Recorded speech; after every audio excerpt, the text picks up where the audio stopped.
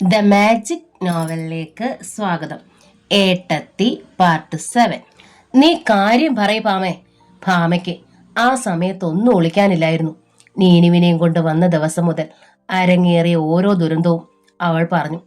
ശ്വാസം തിങ്ങി നെഞ്ച് പിളർന്ന് പൊട്ടിപ്പോകുന്ന സങ്കടത്തോടെ അവൾ സരോജത്തിന്റെ ചുമലിലേക്ക് ചാഞ്ഞു. കണ്ണു മിഴിച്ചപടി ഇരുന്നു പോയി സരോജം. ഭാസ്കര മാഷും രണ്ട് പിഞ്ചു കുഞ്ഞുങ്ങളെ ഇറുക്കി ചേർത്ത് പിടിച്ച് ട്രെയിൻ പാളം ലക്ഷ്യമാക്കി ഓടുന്ന മകളുടെ രൂപം അത്യന്തം ഭീതിയോടെ അവർ ഓർത്തു. അതിനേക്കാൾ ദുഃഖകരമായിരുന്നു അന്യൊരുവളുടെ വീട്ടിൽ നിന്ന് ഭർത്താവിനെ പിടിച്ചിറക്കിക്കൊണ്ടു പോരുന്ന മകളുടെ ദയനീയ ചിത്രം. ഭാസ്കര മാഷ് തിടുക്കത്തിൽ മുറ്റത്തേക്ക് ചാടി. നിങ്ങൾ എവിടെ പോകുന്നു? സരോജം അന്താളിപ്പോടെ പിന്നാലെ എന്നു. അവനെ ഒന്ന് കാണാൻ, എന്റെ പുന്നാര മരുമകനെ. ഭാസ്കരൻ മാഷിന്റെ പല്ലുകൾ ഞെരിഞ്ഞു. എന്തിന്? സരോജം കൂടുതൽ ഭയന്നു. കൊല്ലാൻ, അല്ലാതെന്തിന്? അയാളുടെ സ്വരം കടുത്തതായിരുന്നു. കൊല്ലാനോ? ഭാമയെ നടുങ്ങിപ്പോയി. എന്തിനാടി നമ്മുടെ മകൾക്ക് ഇങ്ങനെ ഒരു ഭർത്താവ്? ഭാസ്കരൻ മാഷ് വീണ്ടും ചീറി. ഒരുപാട് പേരെ പഠിപ്പിച്ച് വിവരം വെപ്പിച്ചിട്ടുള്ളവനാണ് ഞാൻ. പക്ഷേ എന്റെ മകളെ ഞാൻ പിടിച്ചു കൊടുത്തത് ഇത്രയേറെ വിവരം കെട്ട ഒരുത്തനായി പോയല്ലോ. ഇങ്ങനെ ഒരുത്തനാണെന്ന് നമ്മൾ അറിഞ്ഞോ? അറിഞ്ഞപ്പോഴെങ്കിലും ചെയ്യണം, ഭാസ്കരൻ മാഷ് ഉറച്ച സ്വരത്തിൽ പറഞ്ഞു. ഏതായാലും നമ്മുടെ മകൾ ഇപ്പോൾ വിധവയ്ക്ക് തുല്യം. എന്നാൽ പിന്നെ ശരിക്കങ്ങ് വിധവ ആയിക്കോട്ടെ. ഭാമയുടെ നെഞ്ചിനുള്ളിൽ തീത്തൈലം വീണു. താൻ ശരിക്ക് വിധവ ആയിക്കോട്ടെ എന്ന്. എന്റെ മകളെ കണ്ണീര് കുടിപ്പിച്ചിട്ട് അവൻ അങ്ങനെ സുഖിക്കണ്ട. എനിക്ക് അവനെ കാണണം, ചോദിക്കണം. ഓഫീസിലില്ലെങ്കിൽ ഓഫീസിൽ, അല്ലെങ്കിൽ അവളുടെ വീട്ടിൽ ചെന്ന് ഞാൻ ചോദിക്കും. കൊല്ലാൻ തന്നെയാ 3 തരം. ഞാൻ കൊല്ലും, ഭാസ്കരൻ മാഷ് അമർഷത്തോടെ പറഞ്ഞു നീങ്ങി. മകളുടെ ഭർത്താവിന്റെ കഥ കഴിച്ചിട്ട് നിങ്ങൾ പിന്നെ എന്ത് ചെയ്യാനാ ഭാവം? സരോജൻ ചോദിച്ചു. ജയിലിൽ പോകാനോ? വേണ്ടി വന്നാ പോകും. മകളും ഈ 2 കുഞ്ഞുങ്ങളും പിന്നെ എന്ത് ചെയ്യണം? ജീവിക്കണോ ചാകണോ? അതുകൂടെ പറഞ്ഞിട്ട് പോ. ഭാസ്കരൻ മാഷ് പതറിപ്പോയി. അയാൾ ഭാമയുടെ മുഖത്തേക്ക് ഒന്നു നോക്കി. അവന് ചേരുന്ന അമ്മയും പെങ്ങളും കണ്ടില്ലേ വെപ്പാട്ടിയുടെ വീട്ടിലേക്ക് കുടിപാർക്കാൻ പോയത്? മാഷിന് കലി ഒതുങ്ങുന്നില്ല. അവര് 2 ആളും പോയത് സന്തോഷത്തോടെ അല്ലച്ചാ, നിവർത്തികേടുകൊണ്ടാ. ഭാമ പറഞ്ഞു. ശരി, നീ കുഞ്ഞുങ്ങളെ ഒരുക്ക്, എന്നിട്ട് വേഗം ഇറങ്ങും, ഭാസ്കരൻ മാഷ് കൽപ്പിച്ചു. അത് തന്നെയാ ഞാനും പറയുന്നത്. നമുക്ക് പോകാം, സരോജവും പറഞ്ഞു. എങ്ങോട്ട്? നമ്മുടെ വീട്ടിലേക്ക്. ഈ വീട്ടിൽ ഒറ്റയ്ക്ക് നീ ഇങ്ങനെ കഴിയണ്ട. ഭാമ അനങ്ങിയില്ല. നിനക്കും 2 കുഞ്ഞുങ്ങൾക്കും കഞ്ഞിക്ക് വകതരാൻ എനിക്ക് ഇന്നും കഴിയും മോളെ. പക്ഷേ ഞാൻ വരില്ലച്ചാ, ഭാമ പറഞ്ഞു. ജീവിക്കുന്നെങ്കിലും മരിക്കുന്നെങ്കിലും അത് ഈ വീട്ടിൽ വെച്ച് തന്നെ മതി. ഞാൻ എങ്ങോട്ടുമില്ല, ഭാമ ഉറച്ച സ്വരത്തിൽ പറഞ്ഞു. ഇത്രയ്ക്ക് സ്നേഹമില്ലാത്ത ഒരു നീചന് വേണ്ടിയാണോ നീ ഇനി ഇവിടെ കിടക്കുന്നത്? സ്വർഗം പോലൊരു വീടും ദേവനെ പോലൊരു ഭർത്താവും മാലാകെ പോലെയുള്ള അമ്മയും നാത്തൂനും ഒക്കെ ആവും എന്ന് കരുതിയാണോ അച്ഛൻ എന്നെ ഇങ്ങോട്ട് വിവാഹം ചെയ്തു വിട്ടത്? ഭാമ ചോദിച്ചു. മാഷിന് ഉത്തരം മുട്ടി. അച്ഛനെന്നല്ല, ഒരു മാതാപിതാക്കളും അങ്ങനെ പ്രതീക്ഷിക്കുന്നില്ല. വിവാഹ മണ്ഡപത്തിൽ കയറുന്ന ഒരു പെണ്ണിനും ആ പ്രതീക്ഷ ഉണ്ടാവില്ല. എല്ലാം സഹിക്കാനും പൊറുക്കാനും അഡ്ജസ്റ്റ് ചെയ്യാനും ഉള്ള ഒരു മനസ്സ് അതൊരു പെണ്ണിനുണ്ടാകണം. എനിക്കതുണ്ടെന്ന് ഞാൻ വിശ്വസിക്കുന്നു. അതുകൊണ്ട് എൻ്റെ ഭർത്താവ് വരും. വരുന്നത് വരെ കാത്തിരിക്കൂ ഇവിടെ. ഭാമയുടേത് ഉറച്ച നിലപാടാണെന്ന് മനസ്സിലായി സരോജത്തിനും ഭാസ്കരൻ മാഷിനും. പക്ഷേ ഈ അവസ്ഥയിൽ അവളെയും കുഞ്ഞുങ്ങളെയും തനിച്ചാക്കി എങ്ങനെ പോകും? ഒരിക്കൽ കുഞ്ഞിനെയും കൊണ്ട് പായുന്ന ട്രെയിൻ ലക്ഷ്യമാക്കി പാഞ്ഞ മകൾക്ക് സഹിക്കാൻ പറ്റാത്ത നിമിഷത്തിൽ ഇനിയും അങ്ങനൊരു തോന്നലുണ്ടാവില്ല എന്ന് കരുതാൻ പറ്റുമോ? സൂസന്നയുടെ വീട്ടിൽ തനിക്ക് കിട്ടിയ മുറിയിൽ കാർത്തി നീണ്ടു നിവർന്ന് കിടപ്പാണ്. ഏതു സമയവും എപ്പോഴും അവർ നീട്ടി വിളിക്കും. മോളെ സൂസന്നെ. എന്താ അമ്മച്ചി? സൂസന്ന വന്നു. ഒരു ഗ്ലാസ് വെള്ളം താ മോളെ, വല്ലാത്ത ദാഹം. സൂസന്ന വെള്ളവുമായി വന്നു. വീണ്ടും വിളിക്കും. ഇറ്റ് ചായ താ മോളെ. അവൾ ചായ കൊടുത്തു. ഉച്ചയായപ്പോൾ വീണ്ടും വിളിച്ചു. ഊണുകാലമായോ മോളെ? വിശക്കുന്നല്ലോ. സൂസന്നെ ഊണ് വിളമ്പി. ഊണ് കഴിഞ്ഞ് എച്ചിൽ പാത്രം വെച്ചിട്ട് അവർ വീണ്ടും മുറിക്കുള്ളിലേക്ക് കയറി. സൂസന്നയ്ക്ക് മനസ്സിലായി ഈ തള്ള ഒരു അനങ്ങാ പാറയാണെന്ന്. ഇങ്ങനെ പോയാൽ എങ്ങനെയാണ്? 4 മണിക്ക് ജ്യോതി വന്നപ്പോഴേ വിളിച്ചു. സൂസന്നെ, ജ്യോതിക്ക് ചായ കൊണ്ടുപോവാ മോളെ. സൂസന്ന വാതിക്കലെത്തി. ജ്യോതി വന്നോളൂ, കിച്ചണിൽ ചായ എടുത്തു വെച്ചിട്ടുണ്ട്. നീ ഇങ്ങ് വന്നപ്പോ അതുകൂടെ കയ്യിലെടുത്തോണ്ട് പോരാന്നോടായിരുന്നോ മോളെ? കാർത്തി കുറ്റപ്പെടുത്തി. ഭാമയായിരുന്നെങ്കിൽ ജ്യോതി വരുന്നത് നോക്കി നിന്ന് ചായ കൊടുക്കും. നിനക്ക് ബുദ്ധിമുട്ടാണേ ഞങ്ങള് പൊയ്ക്കോളാം, മധു വരട്ടെ, അവനെയും വിളിച്ചോണ്ട് ഞങ്ങള് പടി ഇറങ്ങിക്കോളാം. സൂസന്ന പതറിപ്പോയി. എങ്കിലും ചായ എടുത്തുകൊണ്ട് വന്ന് കൊടുത്തിട്ട് പറഞ്ഞു, കാപ്പിക്ക് പലഹാരം ഉണ്ടാക്കാൻ പോവുക. ഞാൻ ഒറ്റയ്ക്കല്ലേ ഉള്ളൂ, അത്താഴം ഒരുക്കണം. ജ്യോതി കൂടി അല്പം സഹായിച്ചാൽ എളുപ്പമായി. എനിക്കതൊന്നും ശീലമില്ല ചേച്ചി, ജ്യോതി പറഞ്ഞു ഒഴിഞ്ഞു. എന്താ സൂസന്നെ, അവൾ പഠിക്കുകയല്ലേ. ഭാമയാണെങ്കിൽ ചൂലെടുത്തൊന്ന് തൂക്കാൻ പോലും സമ്മതിക്കില്ല. ജ്യോതി നീ പോയി പഠിച്ചോളാൻ പറയും, കാർത്തി പറഞ്ഞു. സൂസന്നെ പിൻവലിഞ്ഞു. അവൾ അടുക്കളയിലെത്തി. സൂസന്നയുടെ അമ്മച്ചി അസുഖക്കാരിയായിരുന്നെങ്കിലും കഴിയുന്ന വിധത്തിലൊക്കെ വീട്ടുപണിയിൽ സഹായിക്കുമായിരുന്നു. പക്ഷേ കാർത്തിക്ക് നല്ല ആരോഗ്യമുണ്ട്.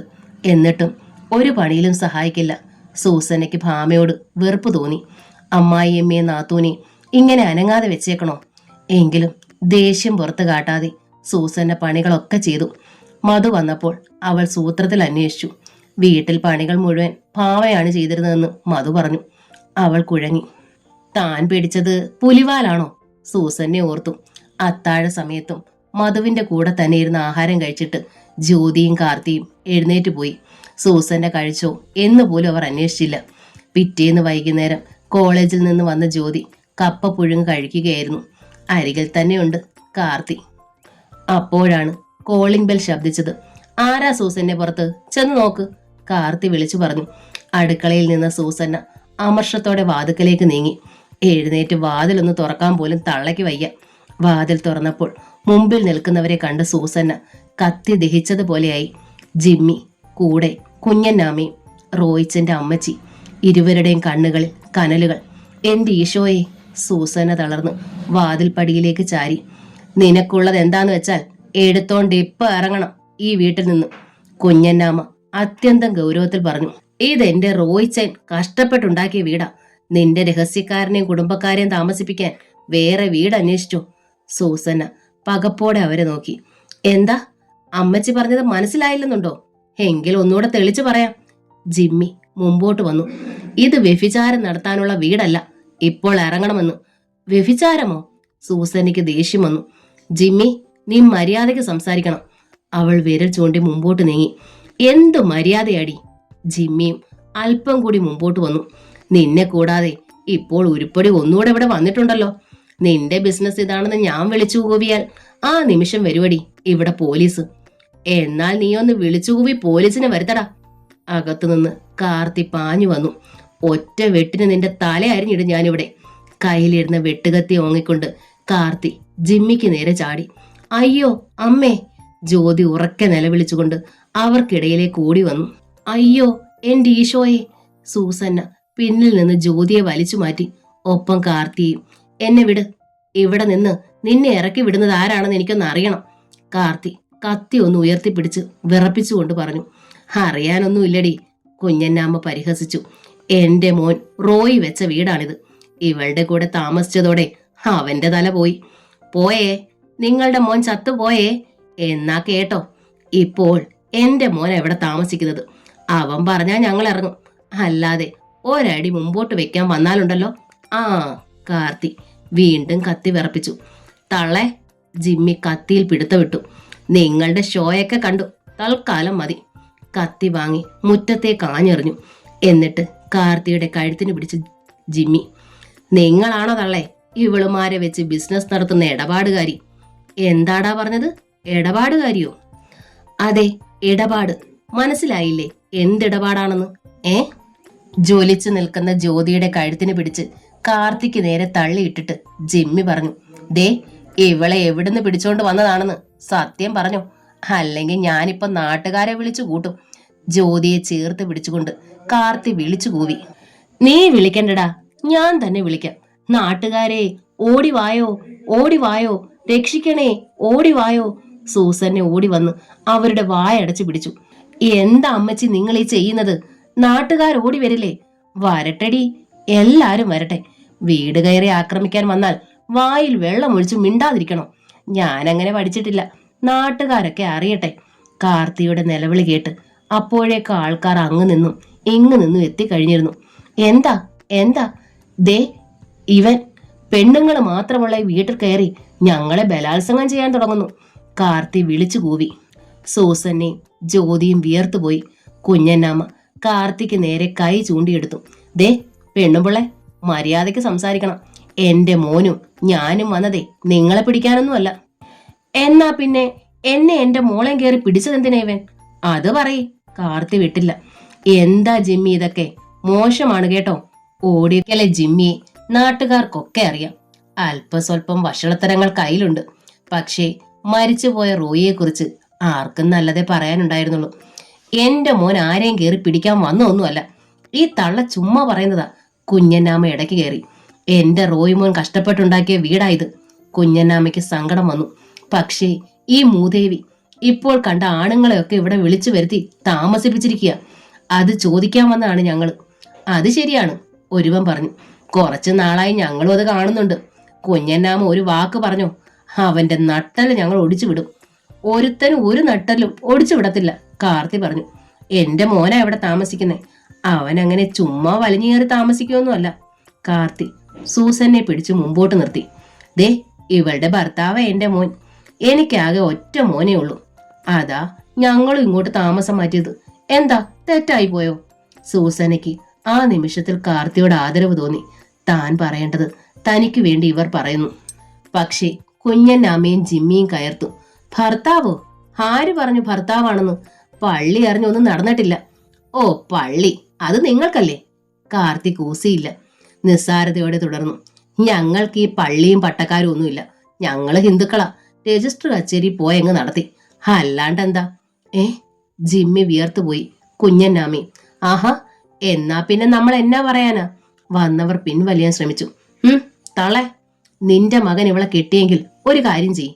ഇവിടെ വന്ന് കിടക്കാണ്ട് വിളിച്ച് നിങ്ങളുടെ വീട്ടിൽ കൊണ്ടുപോയി താമസിപ്പിച്ചോ. ഇവിടെ താമസിക്കാൻ പറ്റില്ല. ഇവിടെ താമസിക്കാൻ പറ്റത്തില്ലെങ്കിൽ ദാ അത് സൂസനയോട് പറഞ്ഞാ മതി, കാർത്തി പറഞ്ഞു. പക്ഷേ എന്റെ വീട്ടിലോട്ട് പോകാൻ പറ്റത്തില്ല. അതെന്താ? അവിടെ എന്റെ മോന്റെ ഭാര്യയും 2 കുഞ്ഞുങ്ങളും താമസിക്കുമല്ലേ? കാർത്തി തുറന്നടിച്ചു. നിങ്ങൾ കൊള്ളാലോ തള്ളേ, കൂടി നിന്നവരിൽ ഒരാൾ ചോദിച്ചു. ഒരുത്തേയും 2 പിള്ളേരെ ഇട്ടിട്ടാണോ നിങ്ങള് മകനെയും കൂട്ടി ഇവിടെ വന്ന് താമസിക്കുന്നത്? എന്ന് വെച്ചാ എന്റെ മോൻ ഇവളെ മതിയെന്ന് വെച്ചാ പിന്നെ ഞാൻ എന്നാ ചെയ്യാനാ? അവൻ താമസിക്കുന്നിടത്ത് താമസിച്ചില്ലെങ്കിൽ എന്റെ പെണ്ണിന്റെയും കഞ്ഞുകൂടി മുട്ടും. അതുകൊണ്ടാ ഞാൻ ഇങ്ങോട്ട് പോകുന്നത്. കേട്ടു നിന്നവർക്ക് ചിരി പൊട്ടി. ആക്ഷേപകരമായ ചിരി. സൂസന്നയ്ക്ക് തൊലി ഉരിയുന്ന നാണക്കേട് തോന്നി. ഒരു കാര്യം നീ ഓർത്തോടി, കുഞ്ഞന്നാമ്മ നെഞ്ചത്തടിച്ച് പ്രാഗി. എന്റെ മോൻ നിന്നെ പ്രാണനെ പോലെ സ്നേഹിച്ചതാ. അവൻ ചോര നീരാക്കി പണിത വീടായത്. ഇതിനകത്ത് വെച്ച് ദൈവത്തിന് നിരക്കാഴിക ചെയ്യുന്ന നിന്റെ തലയിൽ ഇടുത്തി വീഴും 3 തരം.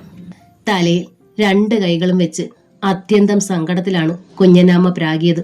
സൂസന്നെ തളർന്നുപോയി. വാട ചെറുക്ക. കുഞ്ഞനാമ്മ തിരിച്ചു നടന്നു. നീ ജയിച്ചെന്ന് കരുതണ്ട. ജിമ്മി നിന്നെ അങ്ങനെ അങ്ങ് സൂയിക്കാൻ വിടത്തില്ലടി. അങ്ങനെ ഒരു താക്കീത് കൂടി കൊടുത്തിട്ട് ജിമ്മി കുഞ്ഞനാമ്മയെ പിന്തുടർന്നു. അത്യന്തം പരിഹാസത്തോടെ സൂസന്നെ നോക്കുകയും പിറുപിറുക്കുകയും ചെയ്ത് ജനക്കൂട്ടം പിരിഞ്ഞു. ആകെ നാണം കെട്ട് തല കുനിഞ്ഞ മട്ടിൽ തളർന്നു ഭിത്തിയിൽ ചാരി നിൽക്കുകയാണ് സൂസന്ന.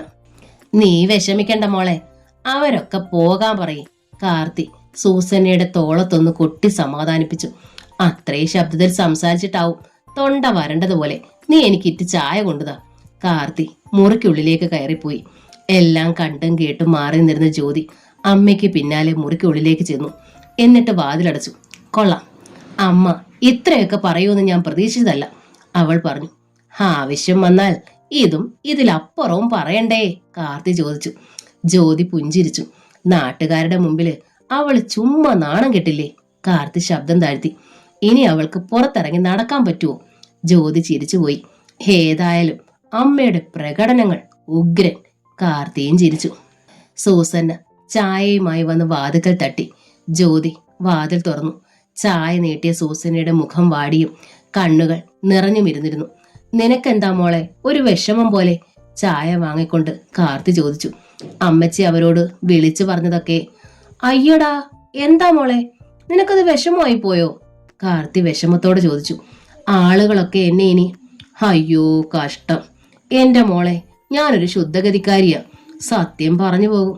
തന്നെയല്ല, വെട്ടാൻ വരുന്ന പോത്തിനോട് വേദോപദേശം പാടില്ല എന്നൊരാ ചൊല്ലുണ്ട്.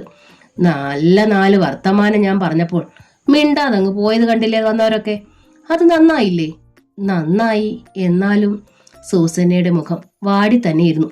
മധു താമസിക്കാൻ തുടങ്ങിയത് അയൽക്കാരൊക്കെ അറിഞ്ഞിരിക്കുന്നു.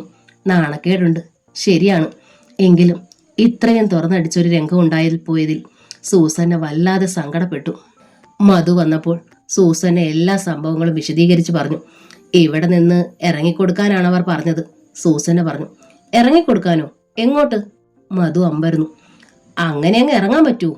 സംഭാഷണം ശ്രദ്ധിച്ച് മുറിക്ക് പുറത്തു നിന്നിരുന്ന കാർത്തി പെട്ടെന്നകത്തേക്ക് കയറി ചെന്നു.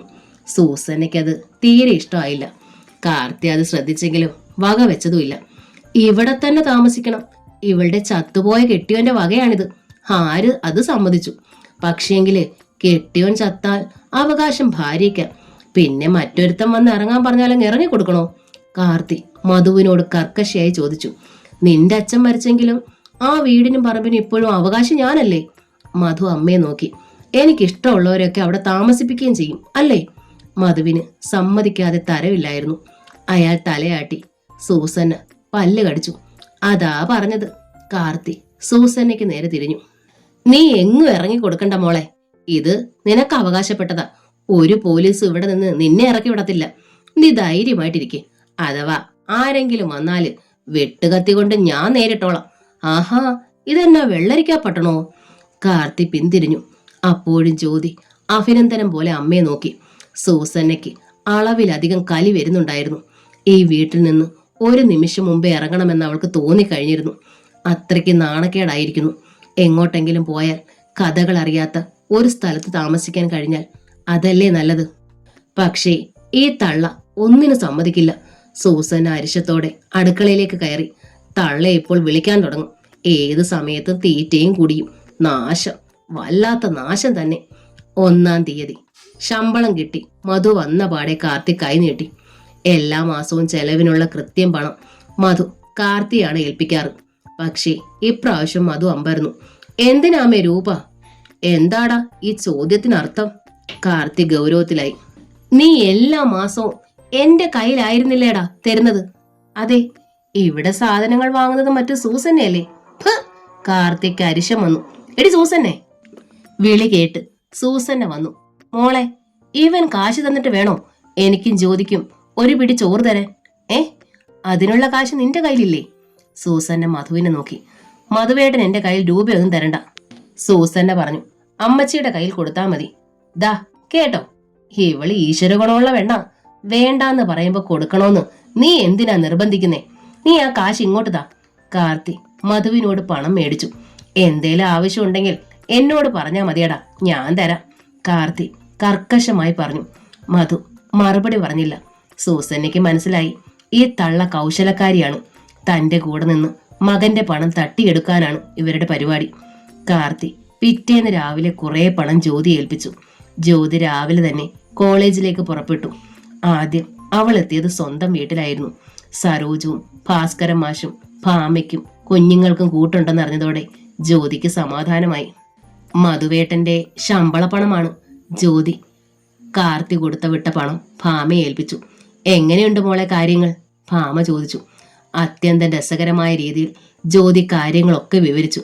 കൊള്ളാം, ഭാമ അഭിനന്ദിച്ചു. അമ്മ ഇത്രയ്ക്ക് ധൈര്യം കാട്ടുമെന്ന് ഞാൻ പ്രതീക്ഷിച്ചില്ല. ഞാനും, ജ്യോതി പറഞ്ഞു.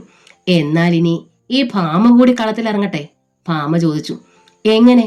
ജ്യോതി ചോദിച്ചു. സരോജു ഭാസ്കരൻ മാഷും ഭാമയെ നോക്കി. ഭാമയുടെ അതരങ്ങളുടെ കോണിൽ നേരിയൊരു ചിരി വിടർന്നു. ഞായറാഴ്ച ഒരു ചെറിയ സദ്യ തന്നെ ഒരുക്കി ഭാമ. അമ്മ സരോജവും ഉണ്ടായിരുന്നു സഹായിക്കാൻ. ആദ്യം വന്നത് രാജേശ്വരിയാണ്, മധുവിന്റെ മൂത്ത സഹോദരി. തൊട്ടു പിന്നാലെ രണ്ടാമത്തെ സഹോദരി രേവതി. അതിനുശേഷം കൃഷ്ണമ്മയും സതിയും. വിവാഹിതരായിപ്പോയ 4 സഹോദരിമാർക്കും ഏക സഹോദരനായ മധുവിനോട് അങ്ങേയറ്റം സ്നേഹവും വാത്സല്യമുണ്ട്. സതിയുടെ തൊട്ടു മൂത്തവനാണ് മധു. മധുവിന്റെ ഭാര്യ എന്ന നിലയിൽ ഭാമയോടും ആ സ്നേഹമുണ്ടവർക്ക്. വന്ന പാടെ അവർ 4 പേരും അന്വേഷിച്ചു. മധു എവിടെ? ഇന്ന് ഞായറാഴ്ചയല്ലേ? അമ്മയും ജ്യോതി ഒന്നും കണ്ടില്ലല്ലോ. അവർ 3 പേര് ഇവിടെ ഇല്ല, ഒരിടത്ത് പോയിരിക്കുന്നു, ഭാമ പറഞ്ഞു. എവിടെ? പറയാം. വേറൊന്നും ചോദിക്കാതെ അവർ അനുവിനെയും നീനുവിനെയും എടുത്ത് താലോലിച്ചു. നീനുവിന്റെ പേരിടൽ ചടങ്ങിന് അവരെ 4 പേരെ ക്ഷണിച്ചിരുന്നില്ല. ആ പരിഭവം അവർക്കൊക്കെയുണ്ട്. ഇടയ്ക്കൊക്കെ നീയും മധുവും കൂടി ഞങ്ങളെ കാണാൻ വരുന്നൊരു പതിവുണ്ടായിരുന്നു. പക്ഷേ ഇപ്പോൾ കുറെ നാളായിട്ട് അതില്ല, രാജേശ്വരി പറഞ്ഞു. നീനുവിനെ പ്രസവിച്ചിട്ട് ഞങ്ങളെ അറിയിച്ചിട്ടില്ല. അവളുടെ പേരിടലിന് ക്ഷണിച്ചില്ല. രേണു പറഞ്ഞു. അവർക്ക് ചായയും പലഹാരങ്ങളും നൽകിയിട്ടാണ് ഭാമ കാര്യത്തിലേക്ക് കടന്നത്. നിങ്ങളെ ആരെയും പ്രസവവും പേരിടൽ ചടങ്ങും അറിയിച്ചില്ല എന്ന് പരാതി പറഞ്ഞല്ലോ. അറിയിക്കേണ്ടത് മധുവേട്ടനാണ്, നിങ്ങളുടെ സഹോദരൻ. എന്റെ രണ്ടാമത്തെ പ്രസവവും പേരിടൽ ചടങ്ങും ഒക്കെ മധുവേട്ടൻ ഇന്നോളം അംഗീകരിച്ചിട്ടില്ല.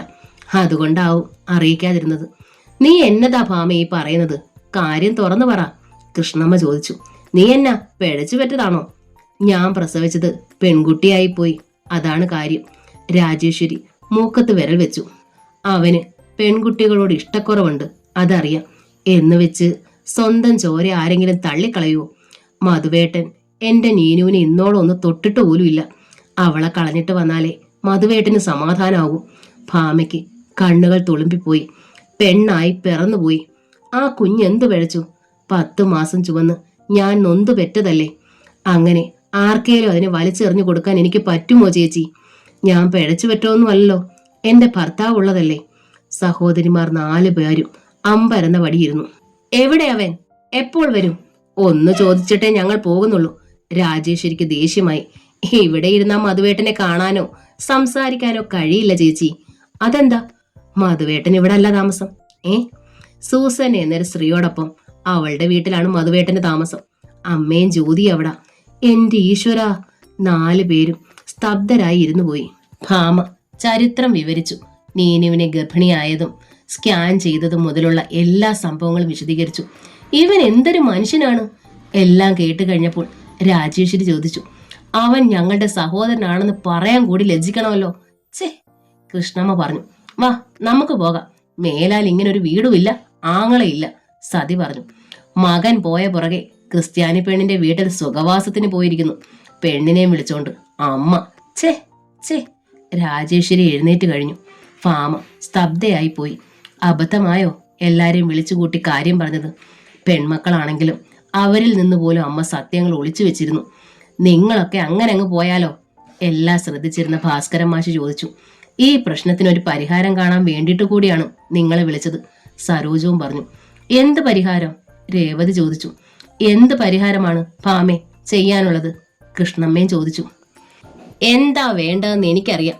അങ്ങോട്ട് ചെന്ന് അടിച്ചിറക്കിക്കൊണ്ട് പോരണം. രാജേശ്വരി കത്തി പടർന്നു. അടിയും ഇടിയും കലുതുള്ളലും ഒന്നും ഇവിടെ വില പോകില്ല ചേച്ചി, ഭാമ പറഞ്ഞു. മധുവേട്ടനെ തല്ലി ഇറക്കാനാണെങ്കിൽ വഴികൾ പലതുണ്ട്. പക്ഷേ ഇവിടെ നയമാണ് വേണ്ടത്. അവളിൽ നിന്ന് മധുവേട്ടനെ വിടർത്തിയെടുക്കണം. ഭാമേച്ചി പാവമായിട്ടാ, സതി പറഞ്ഞു. ഞാനാണെങ്കിൽ ഇത്തരം ഒരു ഭർത്താവിനെ പിന്നെ തിരിഞ്ഞു നോക്കുകയില്ല. കൊച്ചുങ്ങളെയും കൊണ്ട് അപ്പോൾ ഇറങ്ങാൻ വളരെ എളുപ്പമാണ് സതി, ഭാമ പറഞ്ഞു. പക്ഷേ തിരിച്ചു കയറാൻ വിഷമമാണ്. ഓ, ഇത്തരം ഒരു ഭർത്താവിന്റെ അടുത്തേക്കുള്ള തിരിച്ചു വരവിനേക്കാൾ ഭേദം മരണമാണ്, സതി വീറോടെ പറഞ്ഞു. ഭാമ വേദനയോടെ മന്ദഹസിച്ചു. അങ്ങനെ ഞാനും കരുതിയതാണ് സതി, ഈ കുഞ്ഞുങ്ങളെയും കൂട്ടി മരിക്കാന്ന്. കഴിഞ്ഞില്ല. ഇനിയിപ്പോൾ എനിക്ക് ഈ കുഞ്ഞുങ്ങളുടെ അച്ഛനെ തിരികെ വേണം. അതിനാണ് നിങ്ങൾ എന്നെ സഹായിക്കേണ്ടത്. ഞങ്ങളോ? രേവതി അമ്പരന്നു. ഞങ്ങൾക്ക് എന്ത് ചെയ്യാൻ പറ്റും? ഇത്തിരി ബുദ്ധിമുട്ടാണ്. എന്നാലും സ്വന്തം കുടുംബത്തിന് വേണ്ടി ചെയ്താൽ അതിലേറെ പുണ്യം വേറൊന്നുമില്ല. നീ കാര്യം പറയ് ഭാമേ. ഭാമ അവർക്കരികിലേക്ക് നീങ്ങിയിരുന്നു. അവൾ തന്റെ പ്ലാൻ പറഞ്ഞു. മധുവിനെ തിരികെ ചെറിയിടത്തേക്ക് കൊണ്ടുവരാനുള്ള പദ്ധതി.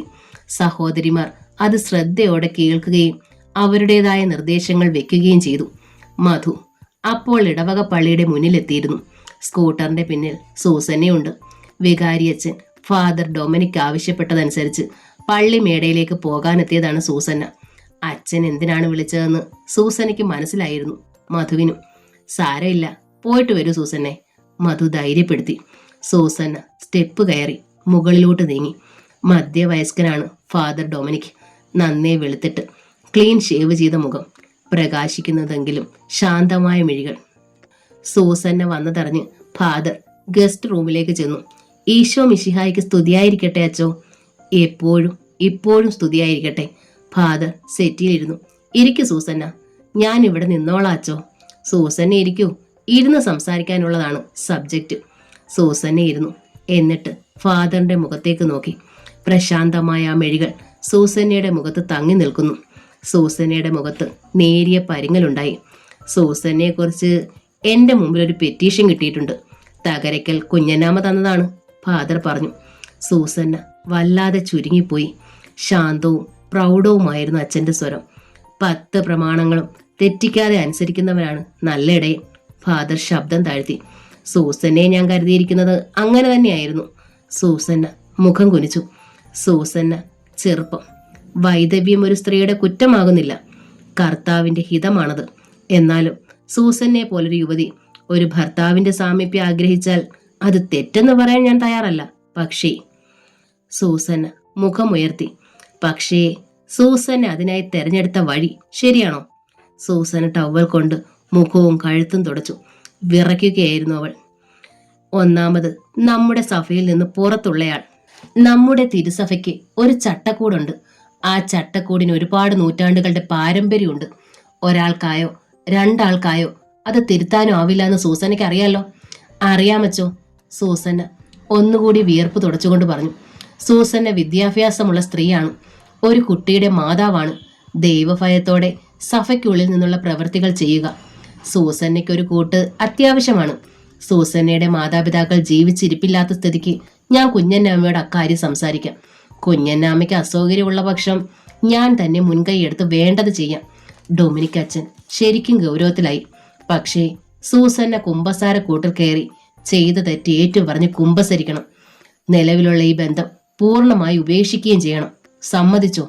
സൂസന്ന മൗനം. പറയൂ, സമ്മതിച്ചോ? അച്ഛൻ അല്പം കൂടി ഗൗരവത്തിലായി. ഇല്ലച്ചോ, സൂസൻ ശബ്ദം താഴ്ത്തി പറഞ്ഞു. ഫാദർ ഡൊമിനിക് ഞെട്ടിപ്പോയി. ആ മറുപടി ഫാദർ ഒട്ടും പ്രതീക്ഷിച്ചതല്ല. ഞാൻ കരുതിക്കൂട്ടി ഇങ്ങനൊരു ബന്ധത്തിലേക്ക് ചാടിയതല്ലച്ചോ. ഞാൻ പോലും അറിയാതെ ഒരു പക്ഷേ ദൈവം വിധിച്ചതാകാം. അങ്ങനെയാണ് ഞാൻ കരുതുന്നത്. സൂസന്ന മെല്ലെ തുടർന്നു. അയാളെ ഉപേക്ഷിച്ച് മറ്റൊരാളെ സ്വീകരിക്കാൻ ഒരു സ്ത്രീയായി എനിക്ക് എങ്ങനെ കഴിയുമച്ചോ? പക്ഷേ സൂസന്നെ, അയാൾ ഹിന്ദുവാണ്. അയാളെ സഭ അംഗീകരിക്കില്ല. അതുകൊണ്ട് തന്നെ നിനക്കും വിലക്കുണ്ടാവും. സൂസന്ന വിളറി. മാത്രമല്ല, അയാൾ ഭാര്യയും കുട്ടികളും ഉള്ളവനാണ്. ആ സ്ത്രീയുടെയും കുട്ടികളുടെയും ശാപവും കണ്ണീരും വാങ്ങി വെക്കണോ സൂസന്നെ? എനിക്ക് സൂസന്ന തേങ്ങിപ്പോയി. ടവൽ കൊണ്ട് വീണ്ടും മുഖവും കണ്ണീരും തുടച്ചു. എന്നിട്ട് പറഞ്ഞു, എനിക്ക് ആരുമില്ലച്ചോ. ഭർത്താവ്, ബന്ധുക്കൾ ആരുമില്ല. എൻ്റെ അപ്പനും അമ്മച്ചിയും പോയി. ഇപ്പോൾ ഏക ആശ്രയമായിരുന്ന മോനും.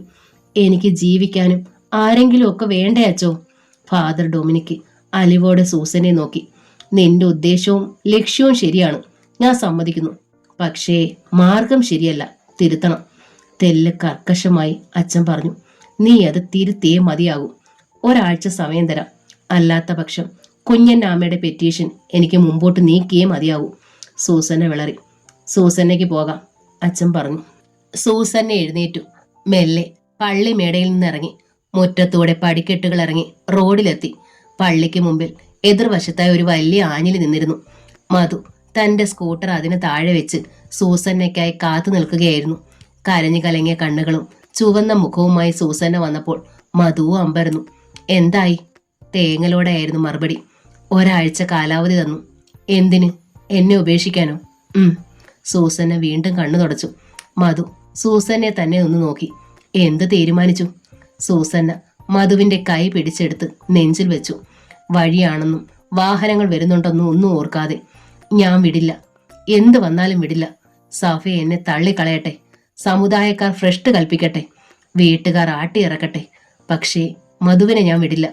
നമുക്കൊരുമിച്ച് എങ്ങോട്ടെങ്കിലും ഞാൻ വിളിച്ചാൽ എന്നോടൊപ്പം വരില്ലേ? മധു പുഞ്ചിരിച്ചു. സമ്മതമെന്ന തലയാട്ടൽ പോലെ. സൂസന്നയ്ക്ക് ആ സമ്മതം മതിയായിരുന്നു. അവൾ പൂർവാധിക ഉത്സാഹത്തോടെ മധുവിന്റെ സ്കൂട്ടറിന് പിന്നിൽ കടന്നിരുന്നു. ആരു വേണേൽ കണ്ടോളൂ എന്ന മട്ടിൽ കൈത്തലം അയാളുടെ വയറിന്മേൽ ചുറ്റിപ്പിടിച്ചു. മധു വണ്ടി വിട്ടു. സൂസന്ന ഒരാത്മനിർവൃതിയോടെ അയാളിലേക്ക് ചേർന്ന് അമർന്നിരുന്നു. ഇരുവരും വീട്ടിലെത്തി. മുറ്റത്ത് സ്കൂട്ടർ നിർത്തിയിട്ട് ഇരുവരും അകത്തേക്ക് കയറി. മുമ്പിൽ ഒരു സ്ഫോടനം നടന്ന ഞെട്ടലോടെ മധു പിന്നോക്കം നിന്നുപോയി. ഹാളിലെ തറയിൽ നീനുവും അനുവും. അച്ഛാ! അനുവിന്റെ കുഞ്ഞി കണ്ണുകൾ വിടർന്നു. സൂസന്ന പകച്ചുപോയി. മധുവിന്റെ കുട്ടികൾ പകപ്പോടെ സൂസന്ന ചുറ്റും നോക്കി. ഭാമ എവിടെ? മധുവിന്റെ 2 കുഞ്ഞുങ്ങളും ഹാളിലുള്ള സ്ഥിതിക്ക് ഭാമ ഇവിടെ തന്നെ കാണുമല്ലോ. സൂസന്നയ്ക്കൊപ്പം തന്നെ വേഭതുവോടെ മധുവും നോക്കി. ഭാമ എവിടെ? അപ്പോഴാണ് അകത്തു നിന്നൊരു പ്ലേറ്റ് ചോറും മീനും ഒരു കയ്യിൽ കുപ്പിപ്പാലുമായി കാർത്തി ഇറങ്ങി വന്നത്. പ്ലേറ്റ് കാർത്തി അനുവിന്റെ മുമ്പിലേക്ക് വെച്ചു. എന്റെ മക്കള് കഴിച്ചോടാ. അനു പ്ലേറ്റിലേക്ക് കൈയിട്ട് ചോറ് വാരി വായിൽ വെച്ചു. വായിൽ കെട്ടി. ഡൈനിങ് റൂമിൽ നിന്ന് ഒരാഹാരവും സൂസന്റെ ഹാളിലേക്ക് കൊണ്ടുവരാറില്ല. ഗസ്റ്റുകൾക്ക് വന്നിരിക്കേണ്ട സ്ഥലമല്ലേ. കാർത്തി നീനുവിനെ പൊക്കിയെടുത്ത് കൈത്തണ്ടയിൽ വെച്ചു. എന്നിട്ട് കുപ്പിക്ക് മുകളിലുള്ള നിപ്പിൾ അവളുടെ വായിലേക്ക് കടത്തി വെച്ചു. നീനു ആർത്തിയോടെ പാൽ കുടിക്കാൻ തുടങ്ങി. അമ്മേ, മധു വിളിച്ചു. എന്താടാ? കാർത്തി വിളി കേട്ടു. അവളെവിടെ? ഭാമ. അവള് വീട്ടിലല്ലേ? വീട്ടിലോ? അതെ. എന്താണിപ്പോൾ അവളെ അന്വേഷിക്കുന്നത്? കാർത്തി മധുവിനെ നോക്കി. ഒരുത്തി നിന്റെ കൂടെ നിൽക്കുമല്ലേ, എന്നിട്ടും അവളെ തിരക്കുന്ന എന്തിനാ? മധു വിളറി. അല്ല, കുട്ടികൾ രണ്ടുപേരും ഇവിടെ. കാർത്തി വീണ്ടും നോക്കി. എങ്ങനെ വന്നു എന്നാണ്? ഞാൻ ചെന്ന് എടുത്തോണ്ട് പോന്നു. അമ്മ വീട്ടിൽ പോയോ? പിന്നെ പോകാതെ. കാർത്തി നെറ്റി ചുളിച്ചു. ഞാനും നിന്റെ അച്ഛനും കൂടി നല്ലവണ്ണം അധ്വാനിച്ചിട്ട് ഉണ്ടാക്കിയ വീടാ അത്. ഇടയ്ക്കെങ്കിലും ചെന്നൊന്ന് നോക്കാതിരുന്നാൽ പറ്റുമോ? കാർത്തി തുടർന്നു. അവിടെ ചെന്നപ്പോൾ ദാ ഈ കുഞ്ഞുങ്ങളും അവളും നാറു പട്ടിണി. ഭാമയ്ക്ക് 10 പൈസയുടെ വരുമാനം ഉണ്ടോടോ? അത് പിന്നെ മധു വിഷമത്തിലായി. അവള് പട്ടിണി കിടന്നാലിപ്പോ എനിക്കെന്നാ? പക്ഷേ ഈ കുഞ്ഞുങ്ങൾ രണ്ട് നിന്റേതല്ലയോ? അതുങ്ങൾ പട്ടിണിയായാല് എനിക്ക് ദണ്ഡമില്ലയോ? കാർത്തി തുടർന്നു. അതുകൊണ്ട് ഞാൻ ഇവരെ ഇങ്ങ് കൊണ്ടുപോന്നു. സൂസന്ന മധുവിനെ ഒന്ന് നോക്കി, ആകെ അന്താളിച്ച ഭാവത്തിൽ. അല്ല, നിനക്കിപ്പോ ഒരുത്തി കൂട്ടുണ്ട്, പിന്നെ അവൾ എന്തിനാണ് അവിടെ താമസിക്കുന്നത്? പിള്ളേരെ ഞാൻ ഡാവിൽ കൊണ്ടുപോന്നതാ. മധു അമ്പരന്നു. പിള്ളേരെ കൂടെ കൊണ്ടുപോന്നാൽ പിന്നെ അവള് നിന്നിട്ട് കാര്യമില്ലെന്ന് അവൾക്ക് തന്നെ മനസ്സിലാവൂടാ. അവളുടെ വീട്ടിലോട്ട് പൊയ്ക്കോളൂ. പക്ഷേ ഈ കൊച്ചുങ്ങള് അതുങ്ങളുടെ അമ്മയെ കാണാതെ നിൽക്കുവോ? സൂസന ചോദിച്ചു. തള്ളെ കണ്ടില്ലെങ്കിൽ തന്തയല്ലേ ഉള്ളത്. ഇവൻ നോക്കിക്കോളും. ഇവന്റെ കൊച്ചുങ്ങളായത്. നോക്കാൻ നിനക്കും ഉണ്ട് ബാധ്യത. കാർത്തി മുഷിപ്പോടെ പറഞ്ഞു. ഞാൻ കുറച്ചു നാളായി ലീവിലായിരുന്നു. എന്റെ ലീവ് തീർന്ന് ഞാൻ നാളെ മുതൽ ജോലിക്ക് പോവുകയാണ്. പിന്നെ ഞാൻ എങ്ങനെ ഇവരെ നോക്കും? സൂസന്ന തന്റെ ബുദ്ധിമുട്ട് വെളിപ്പെടുത്തി. നീ പോകുമ്പോ ഞാൻ നോക്കും, കാർത്തി പറഞ്ഞു. വരുമ്പോ നിനക്ക് ഏറ്റെടുക്കാലോ. കാർത്തി വിട്ടില്ല. സൂസന്ന വെട്ടിലായി. അവർ അകത്തേക്ക് കയറി. ജ്യോതി സംഭാഷണങ്ങളെല്ലാം കേട്ട് മുറിക്കുള്ളിലിരുന്ന് അമർത്തിച്ചിരിക്കുന്നുണ്ടായിരുന്നു. കുട്ടികളെ കണ്ടെങ്കിലും അനു അച്ചാന്ന് വിളിച്ചെങ്കിലും മധു ഇരുവരെ എടുക്കുകയോ ഓമനിക്കുകയോ ചെയ്തില്ല. നേരെ അകത്തേക്ക് കയറിപ്പോയി. അകത്ത് സൂസന്ന ആകെ വിഷമിച്ചു നിൽക്കുകയായിരുന്നു. എന്താ മധു ഇത്? അവൾ ചോദിച്ചു. ആ മുഖത്ത് മങ്ങലുണ്ടെന്നും കണ്ണുകളിൽ ഈർഷ്യയുണ്ടെന്നും മധുവിന് മനസ്സിലായി. എന്താ? മധു ചോദിച്ചു. മധുവിനെ ഞാൻ സ്നേഹിച്ചു പോയി. മധുവിനെ പിരിയാൻ എത്ര ശ്രമിച്ചിട്ടും എനിക്ക് കഴിയുന്നുമില്ല എന്ന് കരുതി ഇതെന്താണിപ്പോൾ നടക്കുന്നതൊക്കെ? സൂസന്ന ഈർഷ്യ പ്രകടിപ്പിച്ചു തന്നെയാണ് സംസാരിച്ചത്.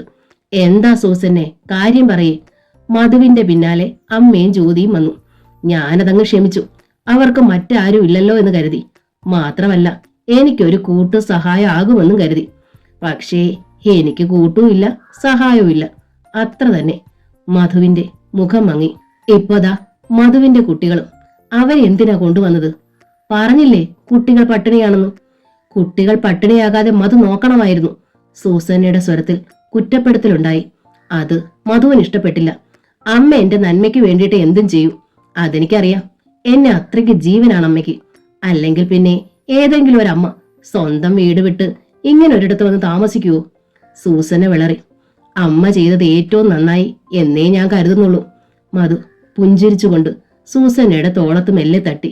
കാരണം കുട്ടികളാണ് ഭാമയുടെ ശക്തി, ശബ്ദം. ഇത് രണ്ടും ഇപ്പോൾ നമ്മുടെ കസ്റ്റഡിയിലാണ്. ക്രമേണ അവൾ സ്വന്തം വീട്ടിലേക്ക് പോയിക്കോളൂന്ന് മനസ്സിലായോ? പിന്നെ നമ്മൾ ഫ്രീ ആകുന്നു. സൂസന്നയ്ക്ക് ആ പറഞ്ഞത് ഇഷ്ടപ്പെട്ടു. ശരിയാണ്. കുട്ടികൾ കൂടെ ഇല്ലാതായാൽ ഭാമയ്ക്ക് പിന്നെ എന്ത് വോയിസ് ആണ്?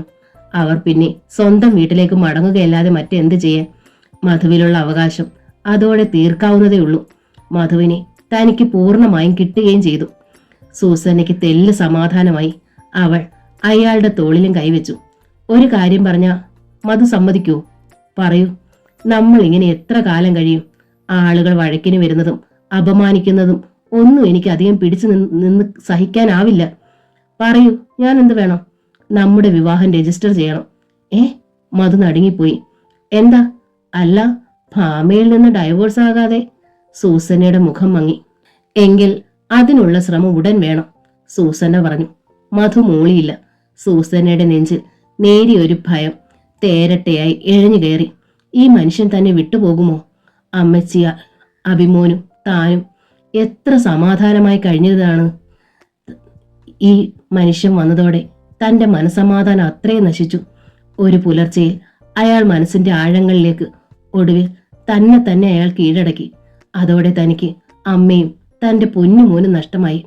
ഒറ്റപ്പെടലിന്റെ അതിതീവ്രതയിലേക്ക് കുത്താതിരിക്കാനാണ് താൻ ഇയാളുടെ കൂട്ടു സ്വീകരിച്ചത്.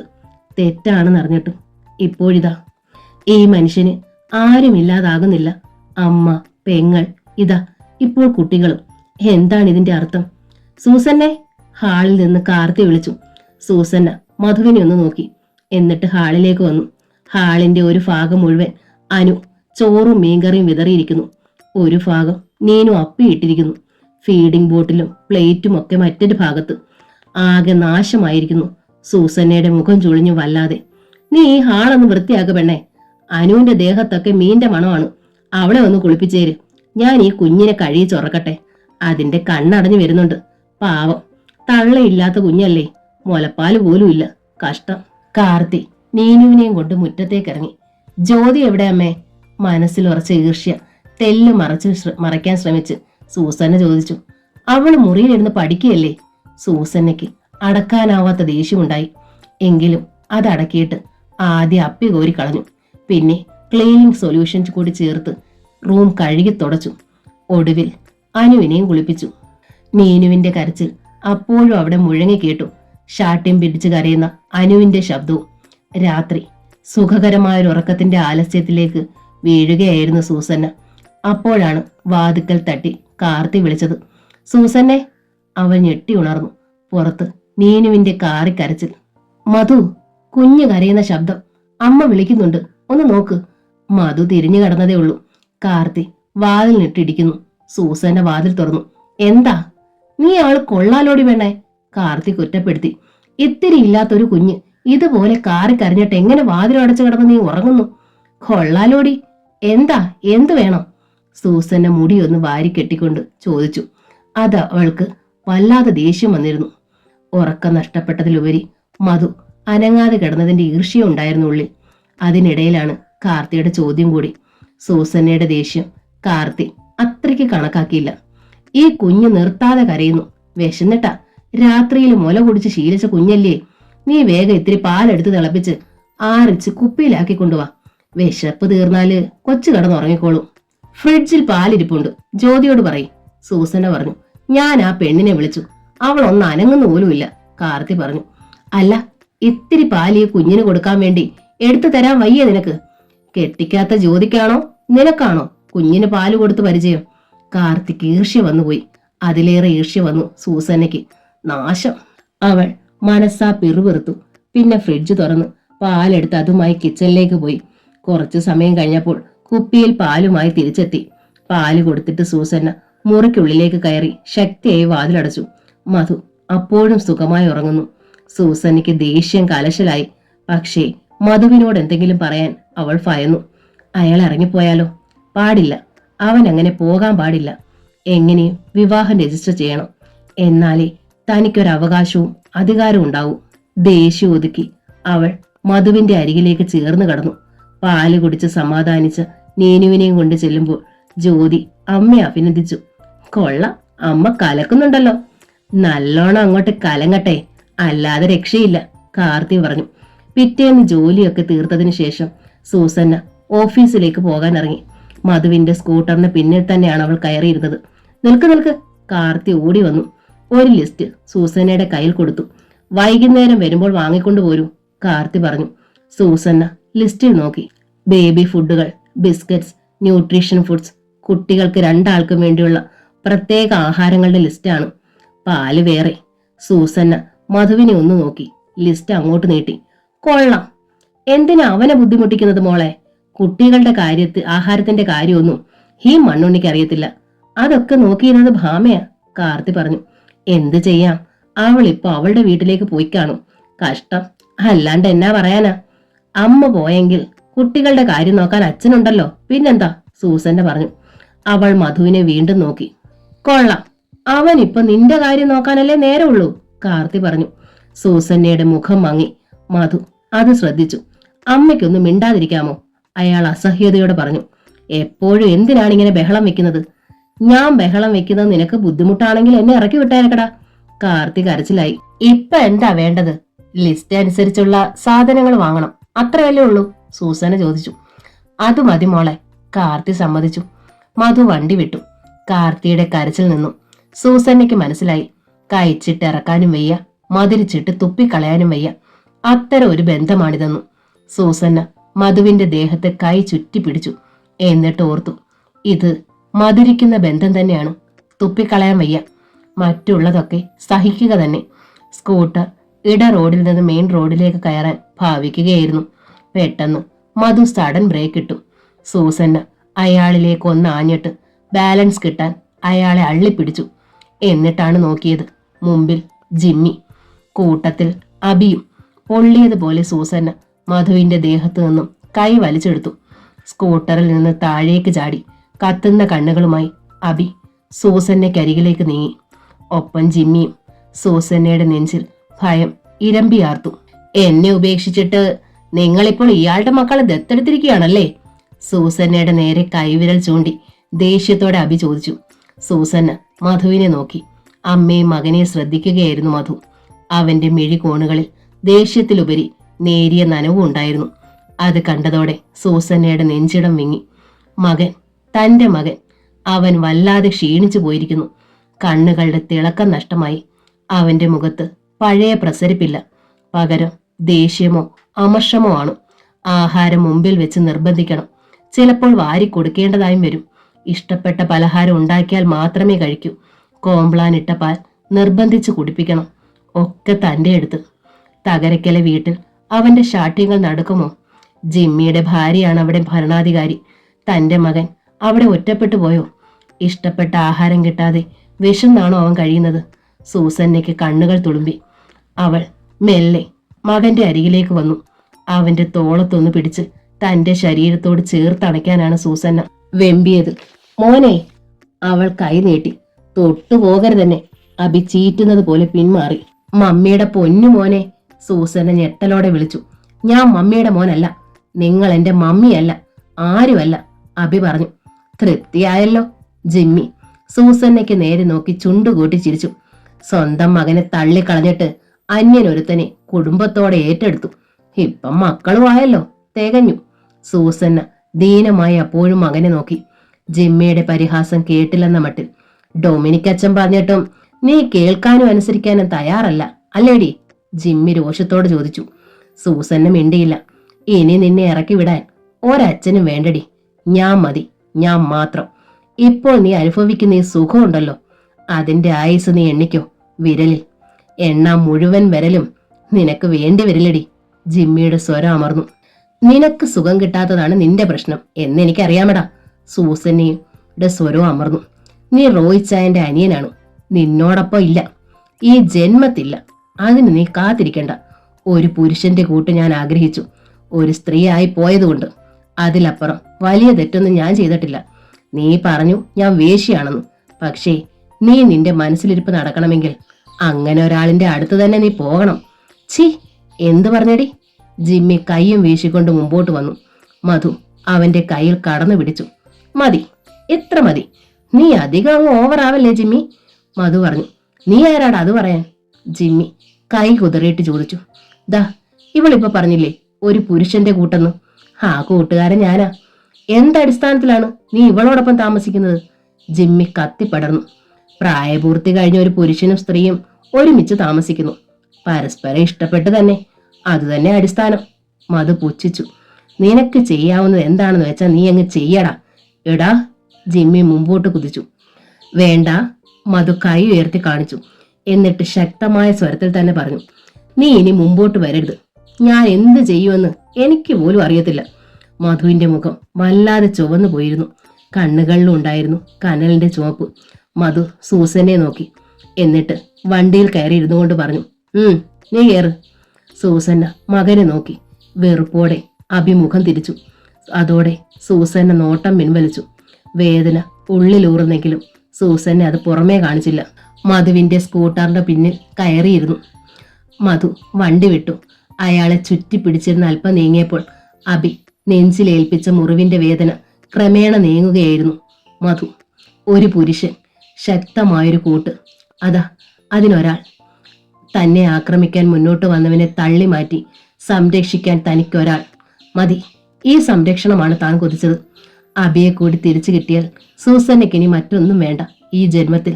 ആ ഒരു തൃപ്തി, സന്തോഷം, ആ ആനന്ദത്തോടെയാണ് സൂസന്ന സ്കൂട്ടറിന് പിന്നിലിരുന്നതും ഓഫീസിന് മുമ്പിൽ ഇറങ്ങിയതും സൂസന്ന ആകെ ഒന്ന് പതറി.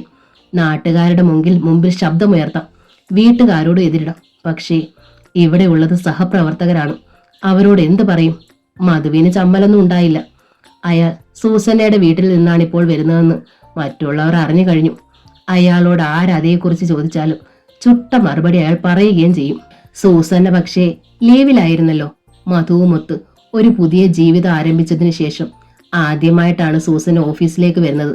നാണക്കേടിനെ ഭയന്ന് ലീവ് നീട്ടാനോ ജോലി രാജിവെക്കാനോ ആവില്ലല്ലോ എന്ന് കരുതി കിട്ടിയ ജീവിതം തട്ടി മാറ്റാനും സൂസന്നയ്ക്ക് വയ്യ. സൂസന്ന സാർ ആളാകെ മാറിപ്പോയല്ലോ. മണികണ്ഠനാണ് ആദ്യ സ്വാഗതം ഊതിയത്. പരിഹാസത്തിന്റെ അകമ്പടിയുള്ള ചിരിയോടെ സൂസന്ന വിയർത്തു. അവൾക്ക് കണ്ണ് നിറയുകയും കരച്ചിൽ വരികയും ചെയ്തു. മണികണ്ഠ. മധു മണികണ്ഠനെ പിടിച്ചു നിർത്തി. എന്നിട്ട് ശബ്ദം താഴ്ത്തി ചെവിയിൽ പറഞ്ഞു, ആണുങ്ങളുടെ കൂടെ പെണ്ണുങ്ങളെ ജീവിക്കുമ്പോൾ അവർക്ക് മാറ്റങ്ങളൊക്കെ ഉണ്ടാകും.